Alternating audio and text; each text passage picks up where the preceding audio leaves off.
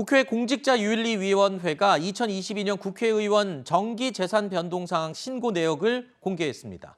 국무위원을 겸직하고 있는 의원을 제외한 국회의원 289명 가운데 83%에 해당하는 240명의 국회의원들이 전년 대비 재산이 증가한 것으로 확인됐습니다. 이번에 공개된 국회의원 재산 내역에서 눈에 띄는 인물이 한 명 있습니다. 자, 바로 민주당의 위성정당 더불어시민당 출신인 양정숙 무소속 의원인데요. 양 의원은 남편 명의의 서울 서초구 이 아파트 임대 보증금을 14억 4천만 원으로 신고했습니다. 이 아파트의 전세 보증금은 지난해까지 9억 7천만 원이었습니다. 여기에서 무려 4억 7천만 원, 그러니까 전세값을 48%나 올려받은 건데요.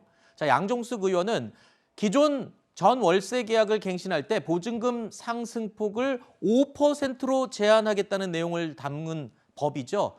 이번 정권에서 실시한 법입니다. 바로 임대차 3법에 찬성을 했던 바로 그 인물입니다.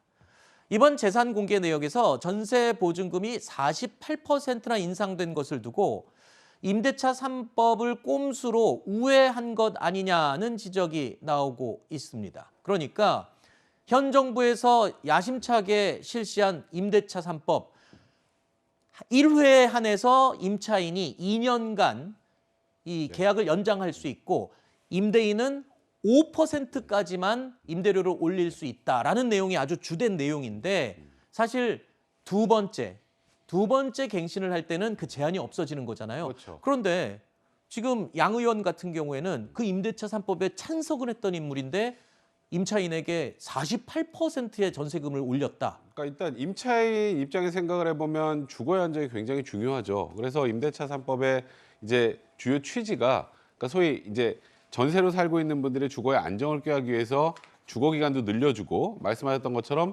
임대차 보증금, 그러니까 전세 보증금도 5%를 상한으로 더 이상 올리지 못하게 해놨는데 그때 만들었을 때도 어떤 문제가 있었냐면 야 그러면 저 끝나고 그 다음에 뭐 40% 50% 올리면은 그 사람들 전세가 어떻게 사느냐. 그래서 새로 하는 임차인에게도 갭을 씌워야 되는 거 아니냐 5%로 막 그런 얘기들이 오갔어요. 근데 그것과 계약 제외 문제가 겹치면서 이루어지지 못했던 건데 저 임대차 3법의 저 주요 입법 취지가 제가 설명드린 그 부분인데 그 부분의 문제점을 우리가 제기했던 것을 그냥 어찌 보면 양정숙 의원은 아예 대놓고 한 거나 마찬가지 상황이 돼버렸기 그렇죠. 때문에 그러면 과연 임대차 3법의 제정 취지, 그때 당시 찬성을 하셨으니까 그때 생길 수 있는 문제점들을 제기된 그런 상황에 대해서 인식을 하고 있는 상황에서 이렇게 했다라면 이게 또 어찌 보면 앞뒤가 안 맞는 행동이 아닌가라는 그런 비판들이 나올 수밖에 없는 겁니다. 쉽게 말해서 세입자가 9억 원 전세에 살다가 졸지에 14억 원 넘는 전세금을 다시 내야 되는 상황이 됐거든요. 자, 그런데 지금 보니까 다 양 의원 같지는 않아요. 네. 양정숙 의원은 지금 세입자한테 전세금을 무려 48%나 올려받았지만 또 다른 의원들 보면은 임대차 3법, 그러니까 1회 갱신할 때의 그 기준처럼 5%만 올려서 받은 의원들도 또 많이 있어요. 네, 의원들 중에서 이른바 착한 임대인들이 발견이 되고 있는 네. 건데 이것은 저는 어떻게 보면 이제 김상조 효과 그리고 네. 박주민 효과가 아니었을까라는 생각도 듭니다. 그렇죠. 박주민 의원이 호되게 네. 당했었죠. 그때 그렇습니다. 힘들었었죠. 그리고 김상조 정책실장 같은 경우도 임대차 3법 시행 전에 미리 이제 전세금을 좀 올려서 받는 뭐 이런 것들이 또 드러나면서 국민들한테 많은 지탄을 받았는데 어쨌든 공직자들은 재산 신고를 해야 되기 때문에 본인이 얼마의 가격에 세를 놓고 있는지 이런 것들이 드러납니다. 이런 것들을 어느 정도 의식한 의원들이 있었던 것 같고요. 민주당의 김용민 의원 같은 경우는 아예 전세를 동결을 하는 그런 조치를 하기도 했고 국민의힘의 뭐 김용판 의원이라든지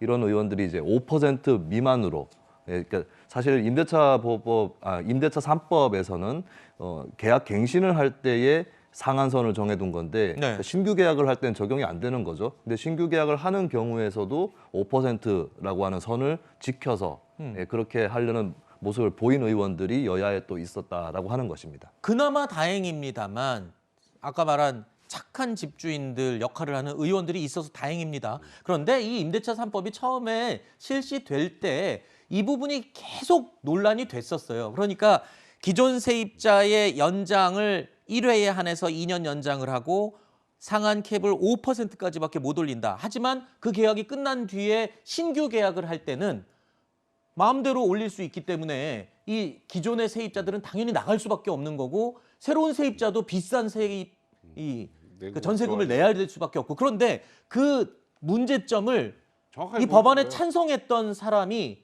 정확하게 악용을 한 셈이 된 거예요. 그러니까 이게 참 그때 당시 법 생길 때도 저희가 이제 변호사들도 문제 제기한 건 임차인들의 주거 안정을 위해서 4년 그리고 중간에 갱신할 때 5%만 올리는 거 이건 아주 좋은데 이제 문제는 임대인 쪽도 생각을 해봐야 되잖아요. 네. 그 임대인은 4년 동안 쉽게 말해서 활용이 묶여버리는 겁니다. 네. 그러면 그 4년 이후에 그동안에 있었던 소위 본인이 부족하게 받았던 거 어떻게 하겠어요? 보상을 받아야죠.